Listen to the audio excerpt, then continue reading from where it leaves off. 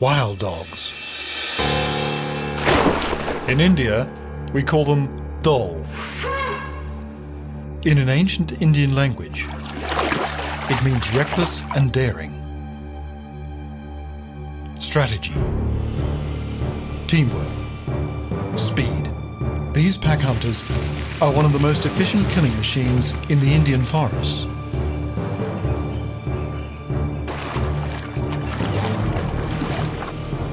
The tiger and leopard have their place, but for me, the dhole reigns the supreme hunters. I've been on their trail for more than 5 years, and this is my story.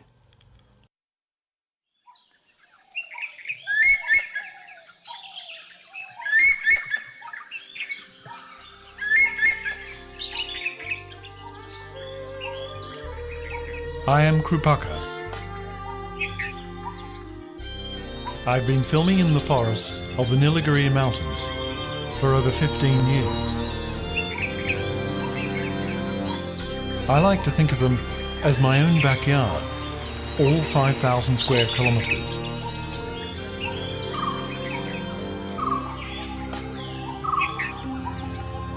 I've filmed the intimate lives of most animals here, but the one I would like to film most always eludes me.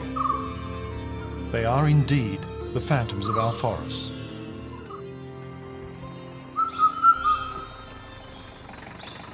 Although I've been following the dhole for the past 5 years, I never had much success. On a good day, I could find the dogs. On a very good day, I could film them at a distance. But I could never get close. I was failing and desperate. But one man was about to enter my life and change everything. One of the local tribes here is called Kadu Kuruba. Although they've always been forest dwellers, their traditional skills now reside with just a few. I'd heard their leader was one of the best trackers in the Nilgiris. His name was Bomber. He was a tiny fellow of about 4.5 feet. It seemed strange to ask for help from the very people who once helped to hunt the dhole for bounty. And they must have thought so too. But I felt I had nothing to lose, because this man was my last hope. With Bomber by my side, I begin to see the forest with new eyes. He makes it seem so simple, this man. The dogs have gone this way, sir. Bomber, how do you know it's not that way? They didn't go that way, sir. The dew is still on the grass. See?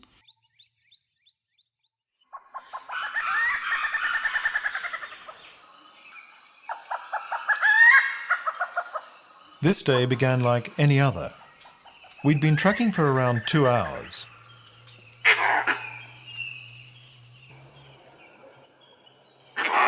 And then, alarm calls from the ever-watchful langurs.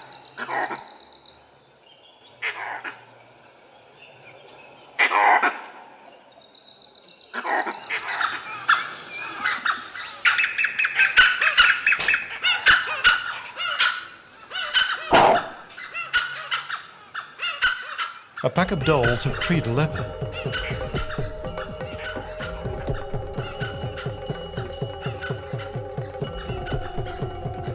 Although thrice the size of a dhole, the big cat knows it wouldn't stand a chance on the ground.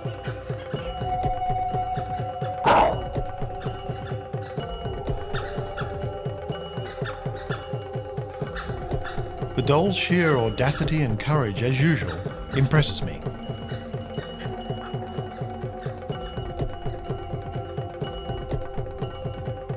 The dogs take up watch for an hour or so, and then lose interest.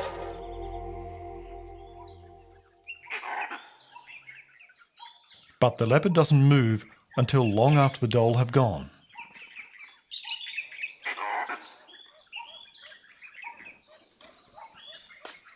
When the coast is clear, he descends with as much dignity as he can muster.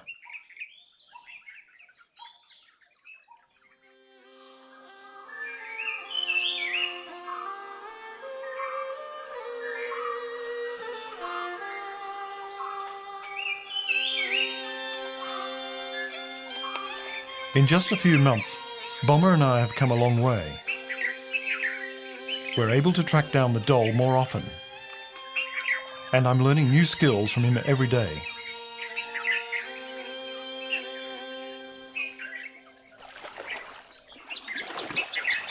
We've been following one particular dhole pack, and they're beginning to tolerate our presence.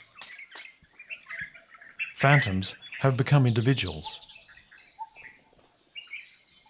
We're now familiar with every member of the pack. It comprises 6 pups and 4 adults.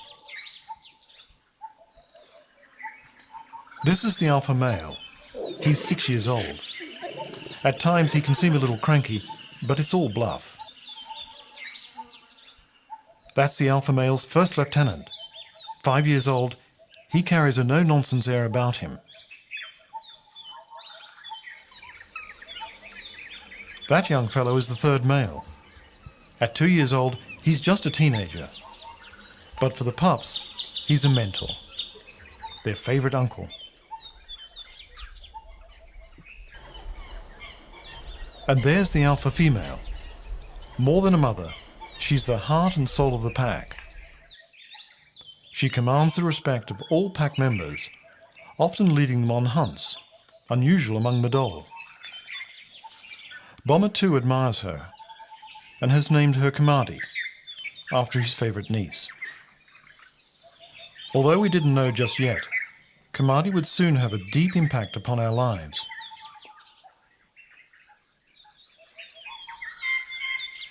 It's late morning, and the dogs take their siesta.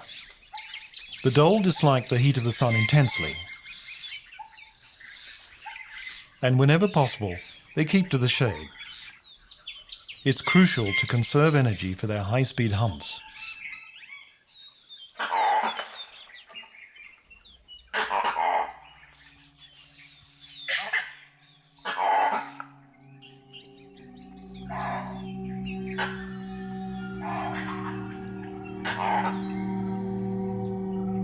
Something's wrong.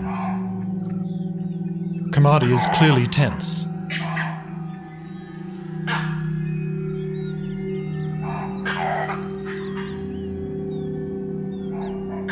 An enemy is on the prowl nearby.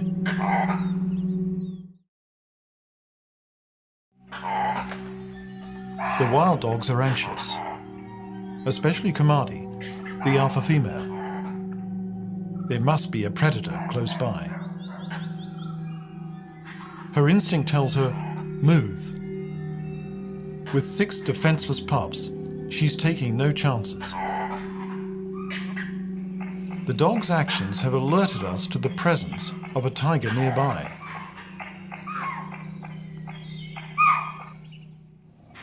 And Kamadi is not the only one who knows.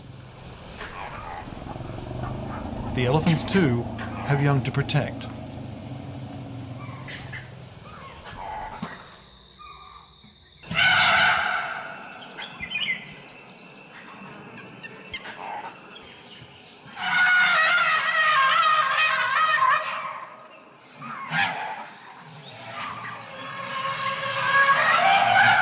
It's not unknown for tigers to kill elephant calves.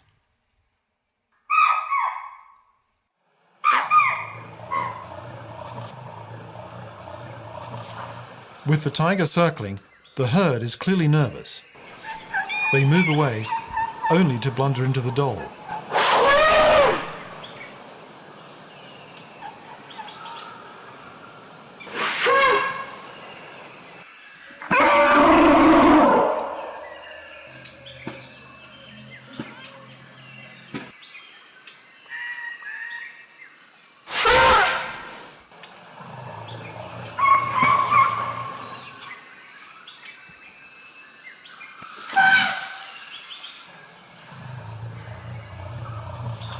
I'm amazed. I know all too well what it's like to be chased by an elephant. But still, the dhole are so carefree.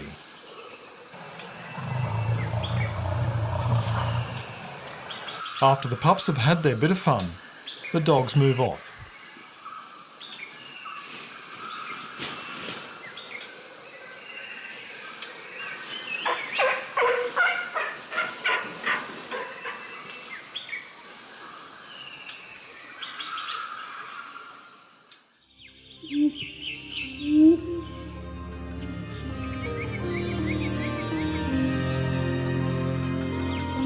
With our dhole's territory ranging over 80 square kilometres, it's been incredibly difficult to follow the pack.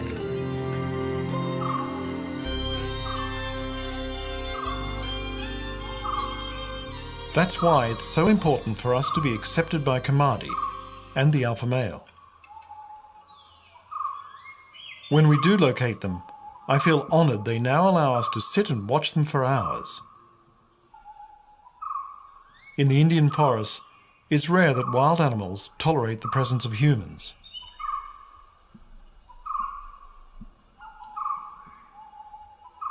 All wild animals have good reason to be wary of man, but more so the dhole. During the British rule in India, dhole were branded as vermin. The dhole were seen as little better than rabid dogs, decimating the game animals the British wanted to kill. The dhole was slaughtered mercilessly. In fact, they carried a bounty on their head until late into the 20th century. The fact that the dhole had evolved over millions of years in these forests meant nothing. Eventually, it was understood they had it all wrong, and the dhole were released from their death sentence just prior to extinction. Today, they are protected by law and thriving.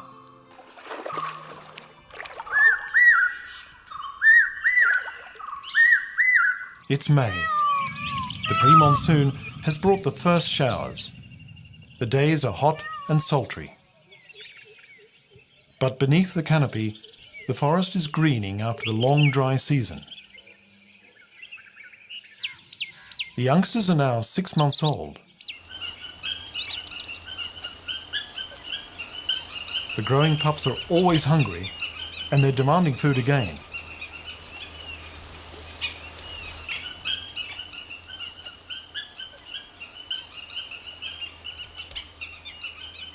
They communicate this to the adults by begging. It's instinctive. When they were just puppies, the elders would simply regurgitate the meat fresh from a kill. Now they're too old for that. And their begging is a none too gentle hint for the adults to get onto the hunt. After some time, the adults know they can't put it off any longer.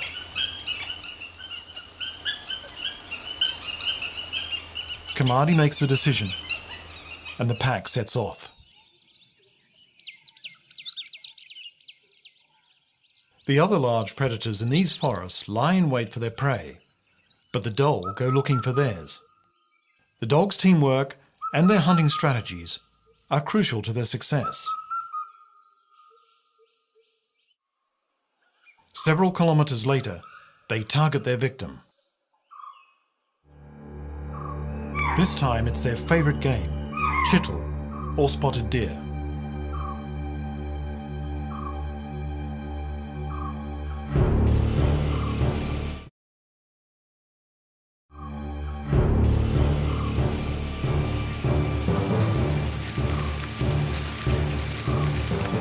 When the dogs give chase, the forest comes alive.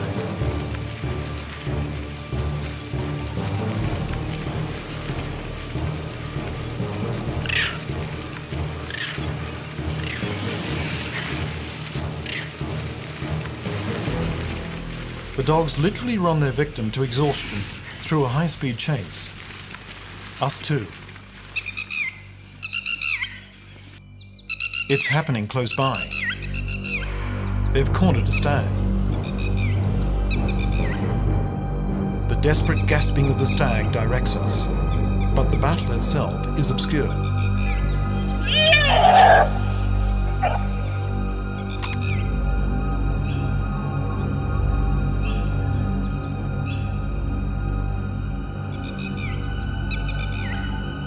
There's Kamadi, blood in her mouth. That's it. The kill is over.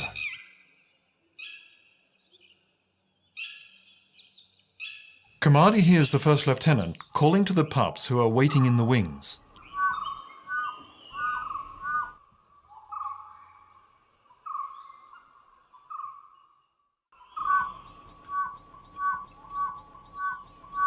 Known as the whistling hunters, the dhole cannot bark the way dogs do.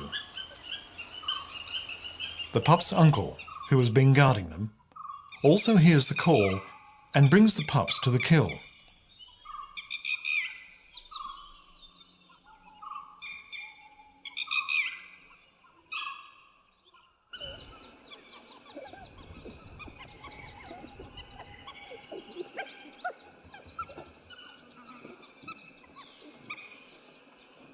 The adults let the pups eat first.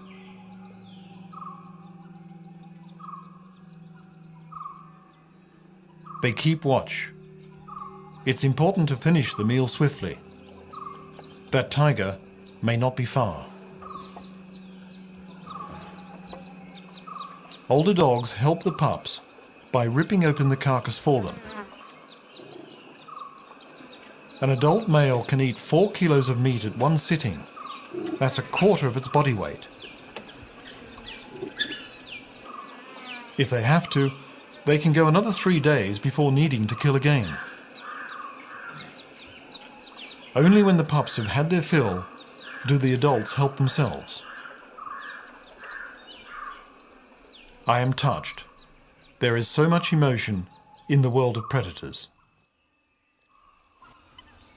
After the high-speed chase, the hunters are exhausted. And having to eat so quickly, they've had little chance to catch their breath. It's been an action-packed morning, and as always, the dhole take a dip in a nearby pool after the meal. In this tropical heat, it's the ultimate luxury.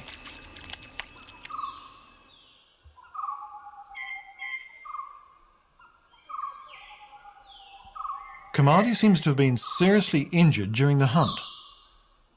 Her back's been opened up by a stag's antler. The whole pack is concerned, and so are we.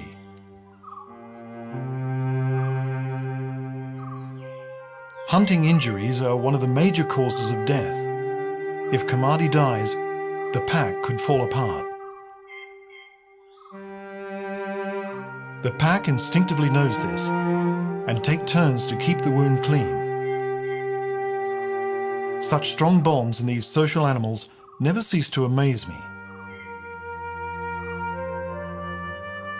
We hope she recovers fast.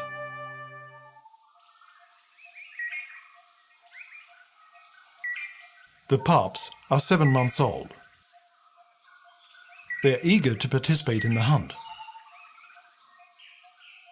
Even their play seems to be part of their training.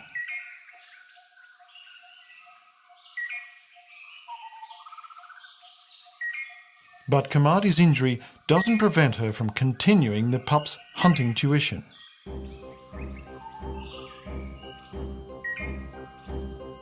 Today, the lesson is how to approach large prey. In this case, a gaur, one of the largest wild cattle species on Earth. Being pack hunters, synchronization has to be taught at an early age. The dholes surround the victim, charging and striking from different angles at different times. The aim is to confuse and panic the prey, creating an opportunity to attack the animal's vulnerable parts. The prey's only defense is horns and hooves, both of which can inflict lethal injuries. The dhole are trying to separate the calf from its mother. Later in the day, when the pack embarks on a serious hunt, the pup's enthusiasm throws the whole show into chaos.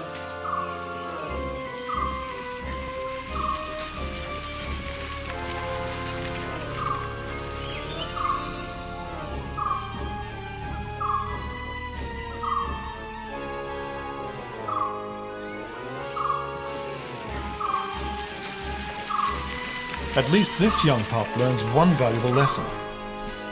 When in doubt, do nothing.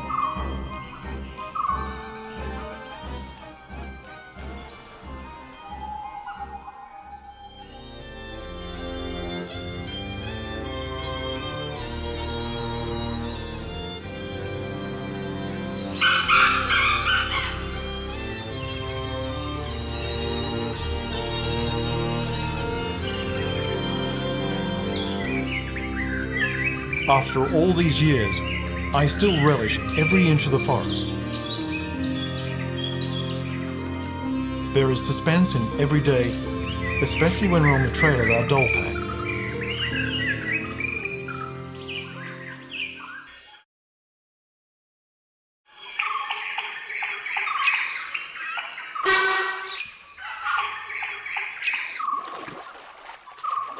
It was the alarm call of the sambar deer that first caught our attention.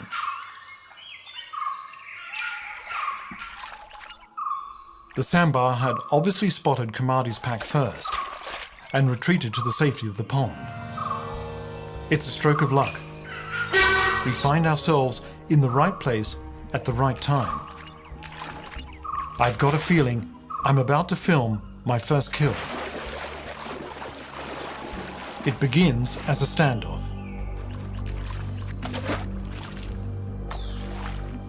And develops into a test of nerves.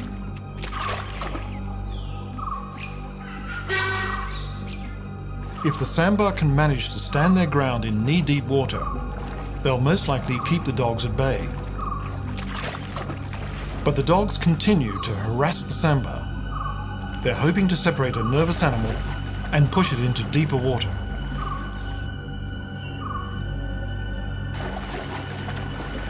Now, it's a waiting game.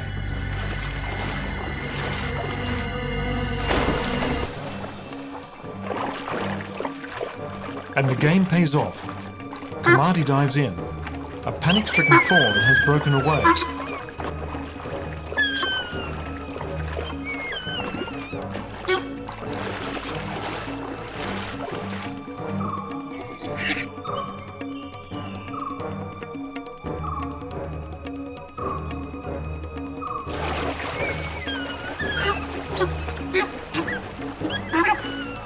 But something odd is going on.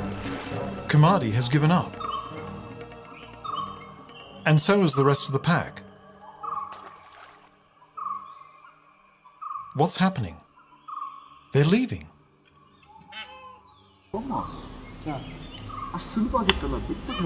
I asked Bomma why the dogs suddenly left, and his answer shocks me. He explains that his people often follow the dogs when they're hunting and take their kill. He tells me they've done that for ages. And naturally, the dogs learned that if they saw humans, there was no point continuing. They just abandoned the hunt.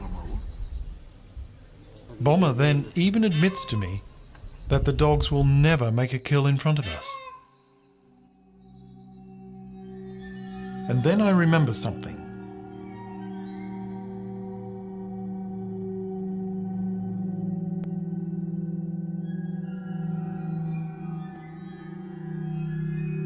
And I begin to understand. Those times I saw Bomma's people in the forest running. They were following the dhole and taking the kill.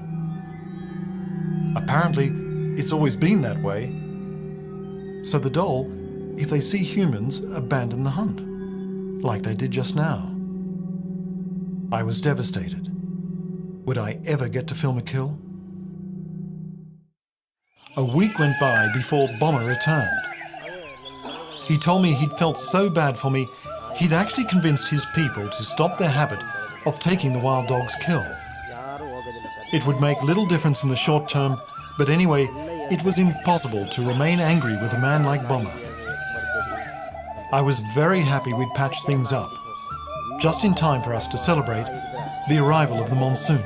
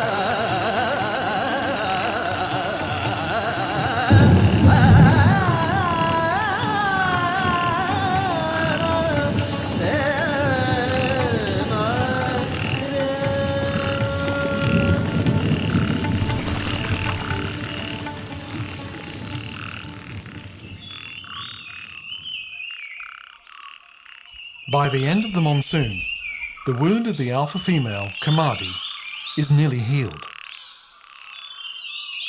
It's a huge relief for Bomber and I. But September is also a crucial month for the doll, and this brings new problems for Kamadi. This is a time of turmoil for the doll, because this is the beginning of the breeding season. It becomes evident that we're not the only ones following the pack. Two strangers, both young adult females, have strayed into Kamadi's territory. The doll have an unusual breeding pattern. The alpha male and female stop the younger adults from breeding, ensuring that all efforts go only towards raising the dominant pair's pups. So, these two females have split away from their pack to establish their own. But they need bachelors, and they've picked up the scent of Kamadi's pack. Kamadi is having none of it. The eligible bachelors in her pack are also its most efficient hunters.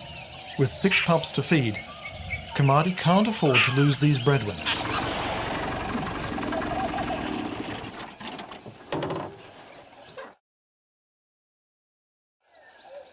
The females persist.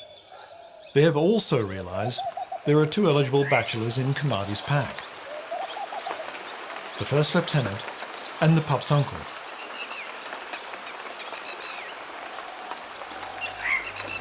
They have strayed tantalizingly close to the pack today. I hold my breath as Kamadi approaches them. She looks determined.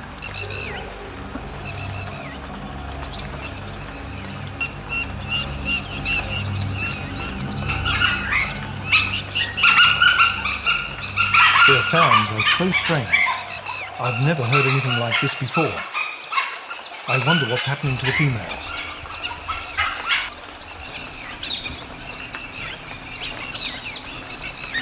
Kamadi seems to have successfully driven them away. The pack seems all excited.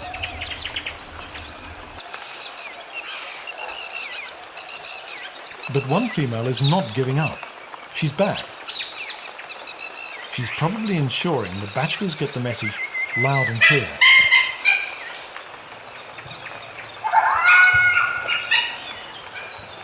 This complex behavior has not been documented before.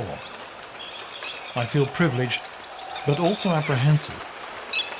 These twin seducers could split Kamadi's pack.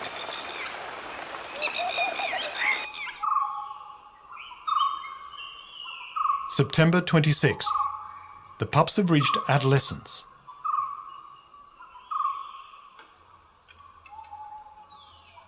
Kamadi is coming into estrus. Having seen off the 2 females, she flirts with the first lieutenant. It's classic alpha female behavior.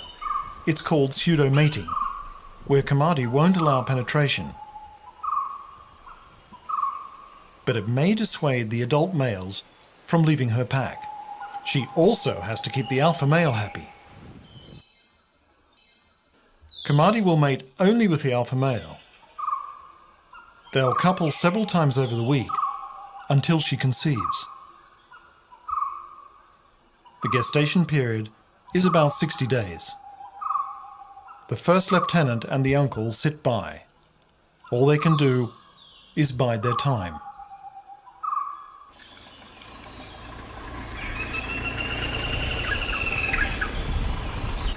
Although we'd managed to get closer to the dogs than I'd ever dared hope, there was still that key element of the story that was missing: the kill. It was disappointing, and there seemed no way around it. And then, one evening, we get another chance. We're returning home after not seeing the dogs for the second day running. We hear alarm calls from the east and turn in their direction.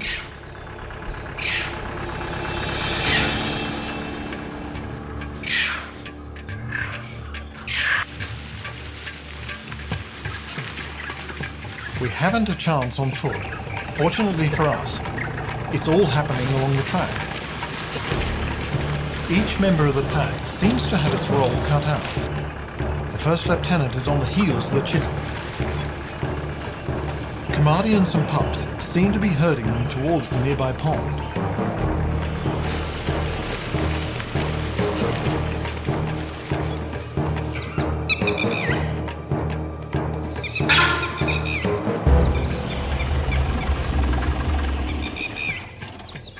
By the time we catch up, the alpha male and the other pups have already taken up their positions around the pond.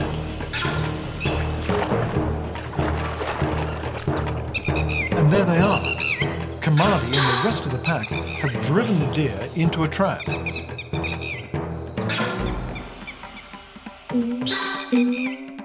This time we keep low. I'm not taking a chance.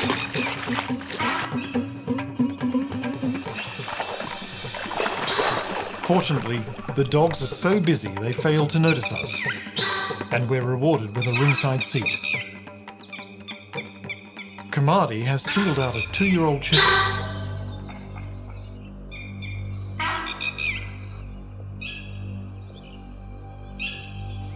The pups are now old enough to join the fray. They surround the pond and block the exits.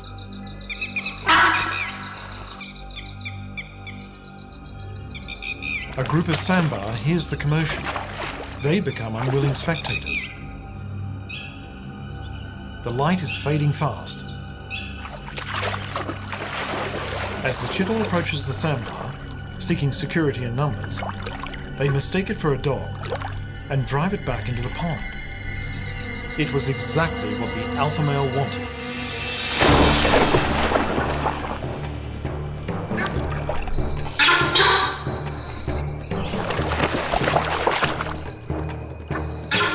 The Chittle is trying to get to the bank, but the deep water is favouring the dhole.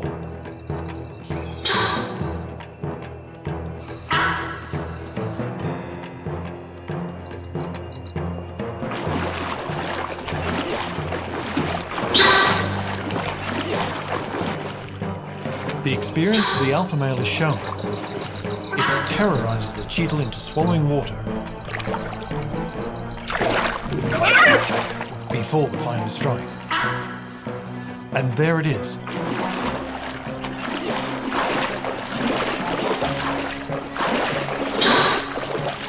It's shocking to many, but this is what life in the forest is all about. So that one may live, another must die.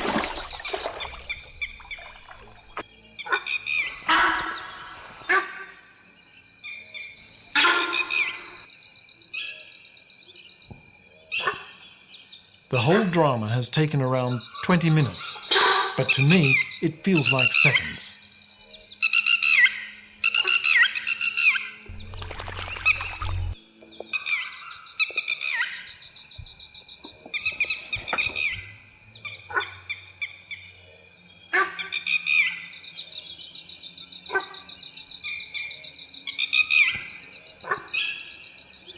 While the pups tuck in, the alpha male remains apart, on guard for predators. I want to thank him. Instead, we slip quietly and happily away.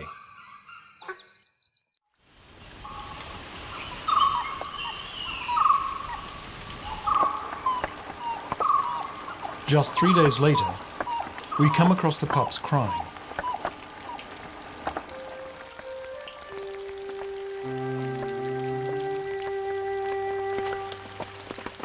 Something is seriously wrong. It takes some time to work it out. 2 males are missing. The inevitable has happened. The bachelors have been seduced by the 2 roaming females.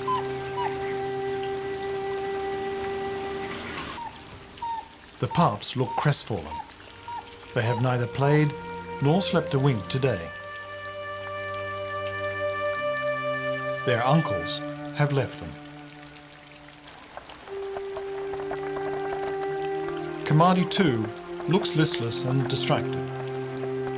Her efforts to keep the two lone females at bay have gone in vain.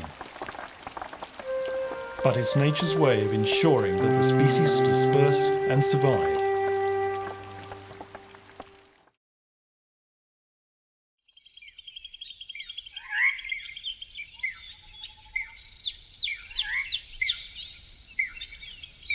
Early November.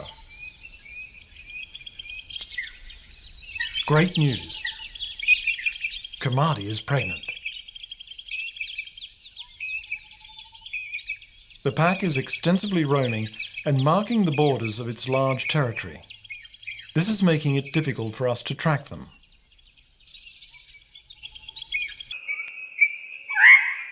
December 15th. After the highs of the past few months, the latest dilemma feels like a body blow. Kamadi and her pack have disappeared. We have not seen nor heard them for over a month. Their territory is around 80 square kilometres. We haven't a hope of searching such a larger area ourselves. Bomber, though, remains optimistic. He knows the dhole are very secretive when denning. Kamadi must have littered by now. It's a hard slog, but we just have to keep searching.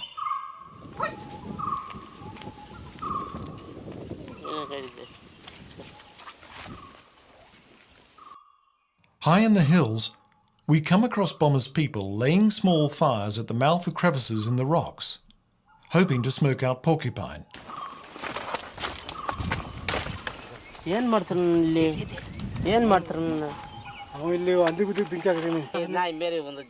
He pleads with them to stop, explaining they could stumble across the dhole den and disturb them.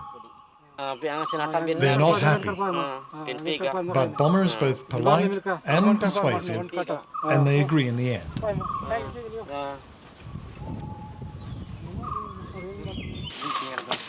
Just a few months ago, this kind of cooperation would have seemed inconceivable. In fact, it surprises Bomber even more than me. Now and then, we find what seems to be a clue, and then it leads nowhere. I realize just how lucky we've been until now.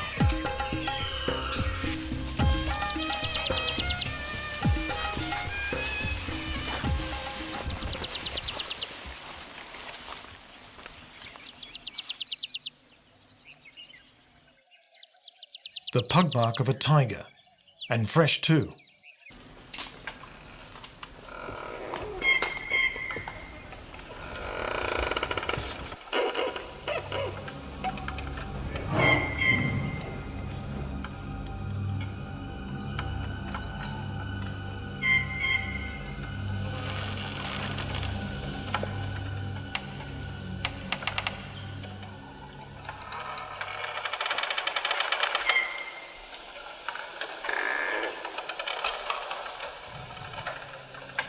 Bomber has spotted something.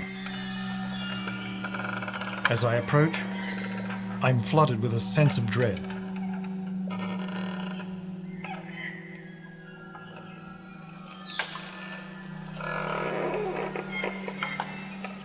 We recognize him immediately. It's one of Kamadi's pups, now a year old.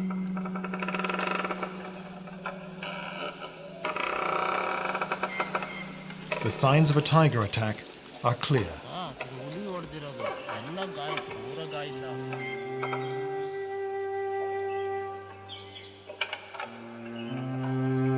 Bomber believes it could have been the guard dog at Kamadi's den. The den must have been somewhere close. But where are the dhole now? And will we ever see them again?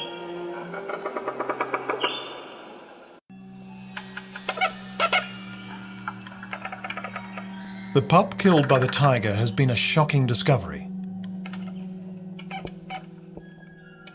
It's given our search a real urgency. In desperation, Bomber comes up with an extraordinary idea that, at any other time, would seem completely mad. He assembles the men of his hamlet, and I explain our predicament. Could they take some time out and please help us with our search for the doll? Something in our faces and my little speech must have touched them. With renewed hope, we set off in all directions.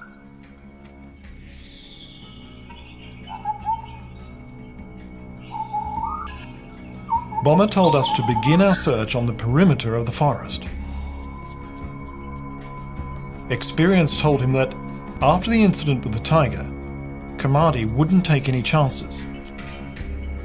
She'd den where she knew tigers feared to roam. We are covering yet again the same ground, a few kilometers from where we found the dead pup.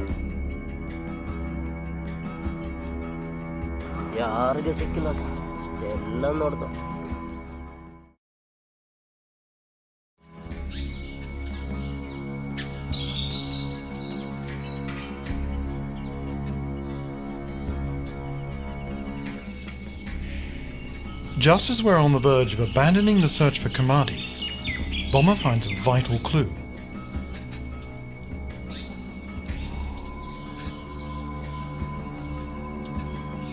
Doll scats. The pack must be somewhere close by. Could this be it?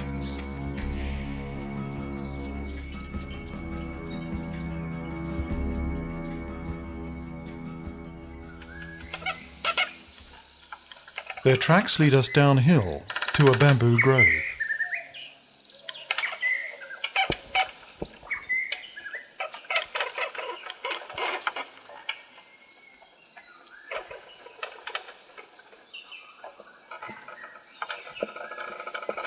Bomber sees him first, a guard dog.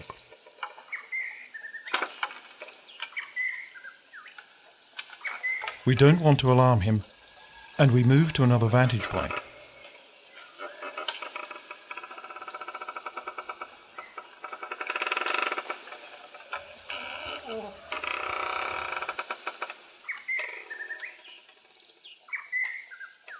And then we see Kamadi herself. She's bringing the pups out of the den. She must be going to feed them. They look about 25 days old. There's the alpha male. He's regurgitating meat for the pups. He picks out the bones and leaves just the soft meat.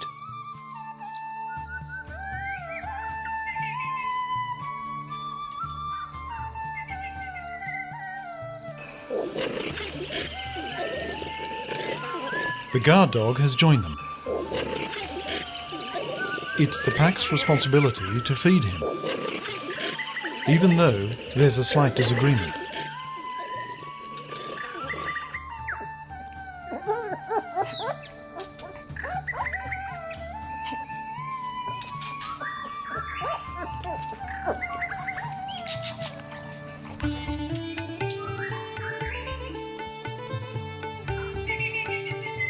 Kamadi's now grown pups, though still inexperienced and a little clumsy, seem to have accepted their new roles as babysitters and uncles.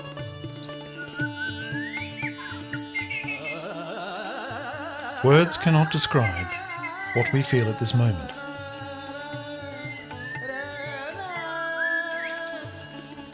And then, an extraordinary moment. Kamadi looks straight at us.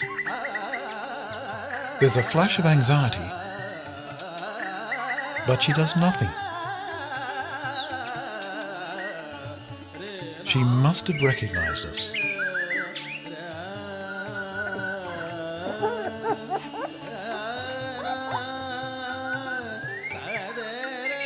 This is the ultimate prize. We've been truly accepted by a wild doll called Kamadi, and it makes our hearts swell with pride.